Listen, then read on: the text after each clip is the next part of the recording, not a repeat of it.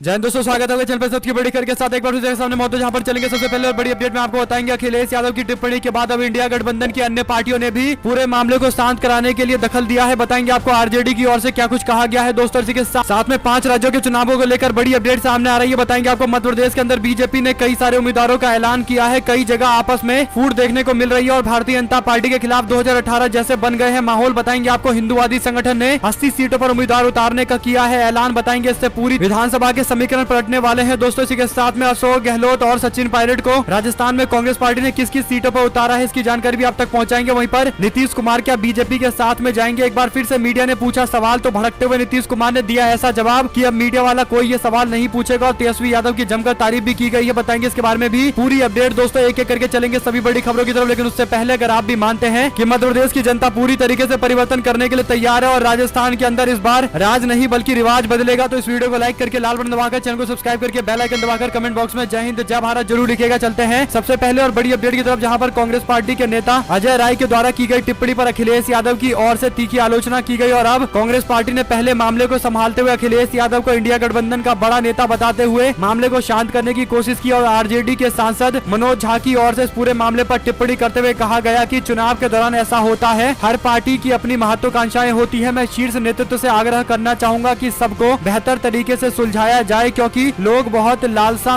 से इस विकल्प की ओर देख रहे हैं। हमारी कोशिश रहेगी कि इस तरीके की छवि आगे ना बने। कुल मिलाकर आरजेडी ने कांग्रेस पार्टी के नेता और बड़े नेताओं से मामले पर दखल देने और जल्द सुलझाने की अपील की है। साथ साथ जैसे जैसे लोकसभा के चुनाव नजदीक आते जा रहे हैं, यूपी के अंदर भारतीय जनता पार्टी पर अपने ही सहयोगी पार्टी ने दबाव बनाना शुरू कर दिया है। दोस्तों आपको बता दें कि बीजेपी के सहयोगी पार्टियों ने तेवर दिखाना शुरू कर दिया है। सीधे तौर पर भले कोई भी निशाना न साध रहा हो, लेकिन इंडिया गठबंधन में जितना आपस में फूट है उससे 4 गुना ज्यादा फूट बीजेपी के गठबंधन में देखने को मिल रहा है। यही बड़ा कारण है कि एक और अनुप्रिया पटेल ने जातीय जनगणना की मांग को तेज कर दिया है। दूसरी ओर संजय निषाद मछुआ आरक्षण की मांग को लेकर जनसंपर्क महाअभियान चला रहे हैं। वहीं पर भारतीय जनता पार्टी के पाले में हाल फिलहाल में जुड़े सुभाषपा के प्रमुख भी सधे हुए अंदाज में जातीय जनगणना की जोर शोर से मांग कर रहे हैं, जबकि बीजेपी के नेता इस पर कोई बयान नहीं दे रहे हैं। ऐसा लग रहा है कि भारतीय जनता पार्टी के लोगों को बयान देने से बचने के लिए कहा गया है। साथ साथ दोस्तों मध्य प्रदेश के अंदर 2018 में जिस तरीके से सवर्ण समाज के लोगों ने बीजेपी का विरोध किया था और उसके बाद भारतीय जनता पार्टी को चुनाव में कई सीटों पर हार का सामना करना पड़ा था, कुछ उसी तरीके का माहौल एक बार फिर से मध्य प्रदेश के चुनाव के दौरान बन रहा है। आपको बता दें कि प्रदेश की राजधानी भोपाल के अंदर 8 जनवरी को महा आंदोलन करके सुर्खियों में आने वाली करनी सेना परिवार संगठन ने चुनाव लड़ने का ऐलान कर दिया है। संगठन ने 18 सूत्रीय मांगों को लेकर शिवराज सिंह चौहान के सामने अपनी बातें रखी थी, लेकिन शिवराज सिंह चौहान ने एक बात को नहीं माना। इसके कारण अब करनी सेना परिवार ने 80 विधानसभा सीटों पर उम्मीदवार उतारने का ऐलान किया है। मीडिया को संबोधित करते हुए उन्होंने कहा कि आंदोलन की लड़ाई से लोकतंत्र की लड़ाई में प्रवेश करने का समय आ गया है। गौरतलब है कि जावरा विधानसभा क्षेत्र से करनी सेना के प्रमुख खुद मैदान में उतरने वाले हैं। उन्होंने इसकी जानकारी कार्यकर्ता सम्मेलन के माध्यम से दी है। जीवन सिंह शेरपुर के समर्थन में जिला पंचायत के उपाध्यक्ष केसु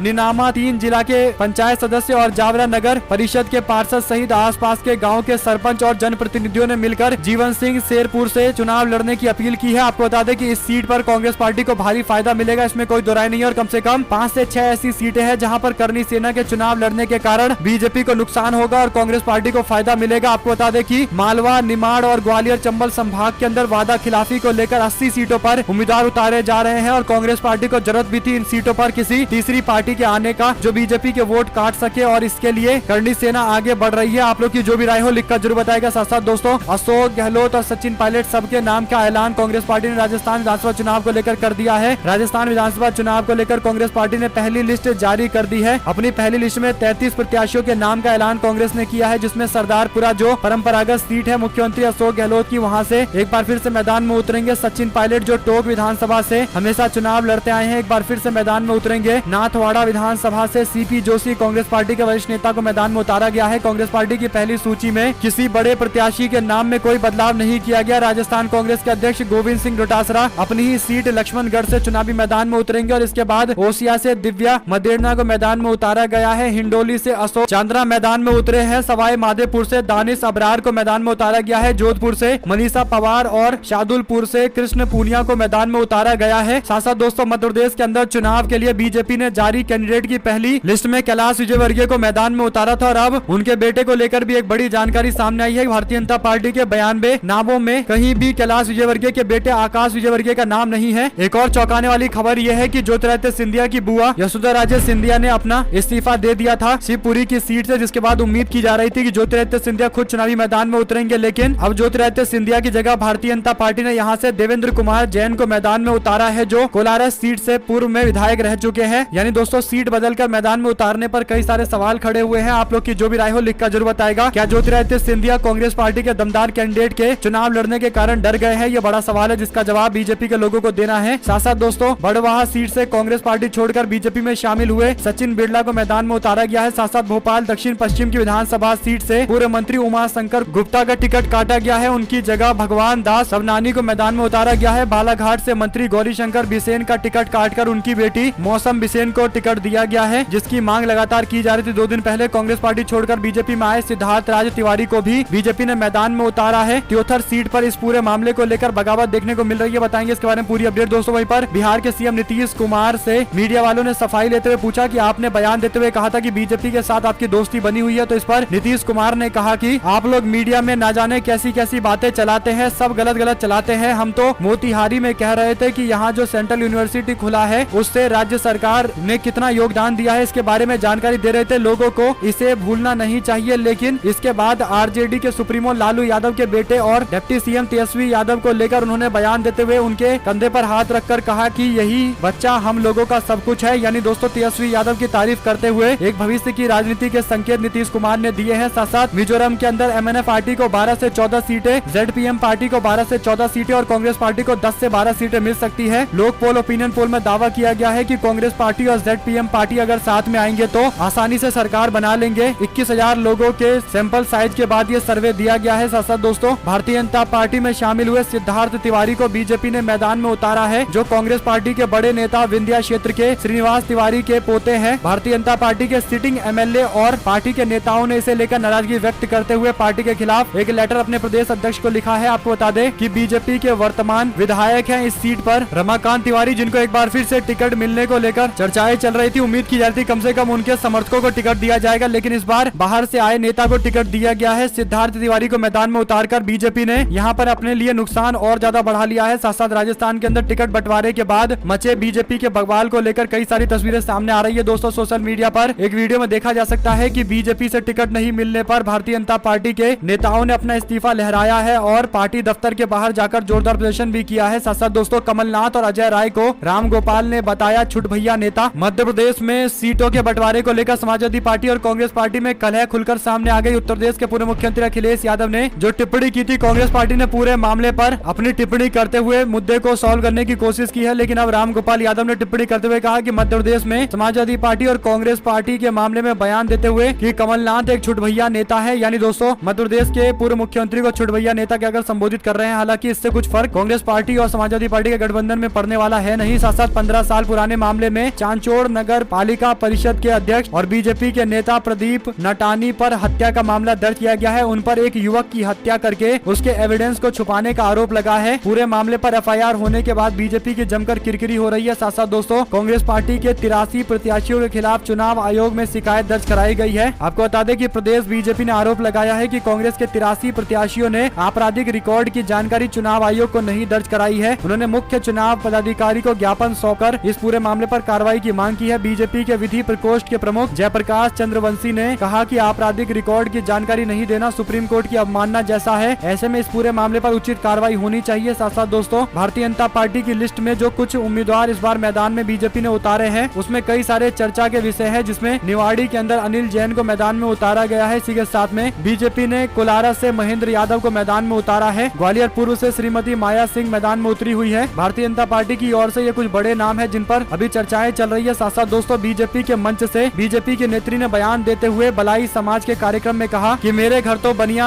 ब्राह्मण ठाकुर सब बर्तन मांजते हैं, मुझे कोई फर्क नहीं पड़ता। हमें ये सोचना होगा कि कैलाश जी चुनाव लड़ रहे हैं, यहाँ से मनोज परमार चुनाव लड़ रहे हैं, ये मानकर चलना चाहिए। हमारे लिए मनोज परमार ही कैलाश विजयवर्गीय है। महिला के बर्तन मांजने वाले बयान पर अब मामला तूल पकड़ रहा है। करनी सेना की तरफ से मामले में विरोध प्रदर्शन की चेतावनी करनी सेना की ओर से दी गई है, जिसके बाद महिला ने अपने वीडियो पर माफी भी मांगी है। कुल मिलाकर दोस्तों बीजेपी के नेता कैलाश विजयवर्गीय के लिए वोट की अपील कर रही थी, जिस दौरान उन्होंने ये टिप्पणी की है। साथ साथ कांग्रेस पार्टी के विधायक ने ग्वालियर नगर निगम कमिश्नर पर लगाया बीजेपी के एजेंट बनकर काम करने का आरोप। चुनाव आयोग में उन्होंने इस पूरे मामले की शिकायत की है। साथ साथ छत्तीसगढ़ विधानसभा चुनाव के लिए आम आदमी पार्टी ने चुनाव आयोग को अपनी स्टार प्रचारकों की लिस्ट सौंप दी है। इसमें 37 नाम शामिल किए गए हैं। दिल्ली के मुख्यमंत्री अरविंद केजरीवाल, पंजाब के मुख्यमंत्री भगवंत मान और आम आदमी पार्टी के संगठन महासचिव संदीप पाठक का भी नाम है। मनीष सिसोदिया, संजय सिंह, गोपाल राय, राघव चड्डा, हरभजन सिंह का भी नाम ऐड किया गया है। पंकज गुप्ता, आतिशी, सौरभ भारद्वाज, इन नेताओं के भी नाम है। लेकिन बड़ी बात यह कि संजय सिंह और मनीष सिसोदिया का नाम आम आदमी पार्टी ने ऐड किया है। दोनों के दोनों नेता जेल में बंद है, तो कैसे प्रचार करेंगे, ये बड़ा सवाल है। वहीं पर किसान नेता राकेश टिकैत ने संजय सिंह के परिवार से मुलाकात की है। अगर आप लोगों को ये भी खबर अच्छी लगी हो तो इस वीडियो को लाइक करके, लाल बटन दबाकर, चैनल को सब्सक्राइब करके, बेल आइकन दबाकर कमेंट बॉक्स में जय हिंद जय भारत जरूर लिखेगा। हमारे साथ जुड़े रहने के लिए सभी दोस्तों, भाइयों, बहनों, मित्रों का बहुत बहुत धन्यवाद। देख रहे थे आपका हमारा चैनल जय हिंद जय